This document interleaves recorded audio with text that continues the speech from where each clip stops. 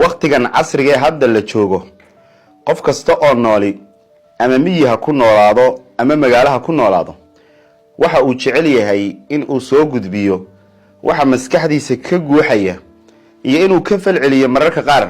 qaladaadka u muuqday oo arkayo cilada ugu weyn ee haysataayna waxay u badan tahay oo qofkaasi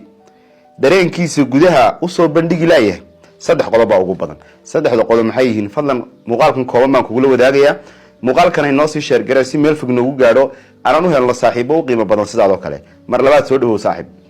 sidaan hordhacba kuugu sheegay qof walba oo adiga iyo aniguba aan ka mid nahay oo hadda isticmaala aaladaha casriga ah waxa uu jecel yahay humuumtiisa iyo waxa maskaxdiisa ka guuxaya ee quruxda badan inuu la soo wadaago bulshada uu la nool yahay laakiin haddii uu is yiraahdo qofku muuqaal duub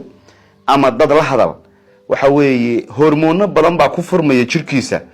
oo mararka qaar cabsi saa'idana keenaya khalkhal gudana keenaya mararka qaarna wixii uu hayayba ka saaraya oo qofku wixii uu meeshan u soo istaagayba u garan laayahay qofku inuu cabsida badan waxa ugu wacan horta tababar la'aan waayo dadka hadda macallimiinta oo kale way u sahlan tahay in ummadda la hadlaan waayo maalin kasta arday bay la hadlayaan oo maankooga iyo maaragtay barnaamijyo ka dhaadhicinayaan marka way u sahlan tahay inay ummado kalena ay la hadlaan qofka raba inuu sidan u soo gudbiyana waxa ugu fiican uu ku tababar qaadan karo waxay tahay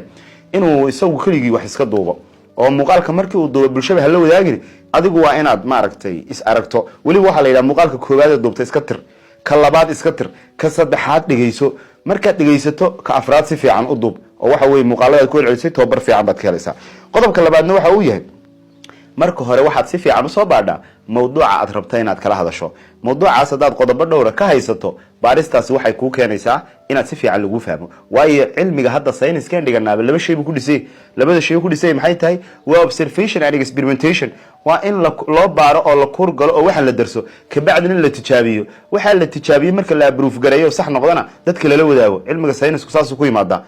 cilmiga saynisku ma aha cilmi samaawiya oo maaragtay kitaab macnaha kitaabka laga qoray ee waa dad waliba inta badan biryaqaan ah ama dadka farsamo yaqaanka ah oo inagu Soomaalidu hadaan nahay aan marka hore yasnaba laakiin caalamka dadka buugteena ku qoran ee maanta Newton iyo Fahrenheit iyo Celsius leenahay caruurteena ku kor akhriyayno waa tumaalo ama birtumaalo umada kale kuweena waxa weeye cilmiga intaas lana waxa laga yaabaa inaan kor u qaadin marka waxa laga rabaa marka aad dad inaad la hadasho rabto mawduuca koobaneed kala hadlayso soo banood garayso soo baar marka hore soo qodobayso waxay ka saacidaysaa hub aad ku dagaalanto inuu ku noqdo oo halkan aad wax ka sheegtaad haysato xataa haday wixii ka baxeen qodobadaas aad sheegi kartaa ugu dambeynta waxaan kugu soo gabagabeynaya waa inaad leedahay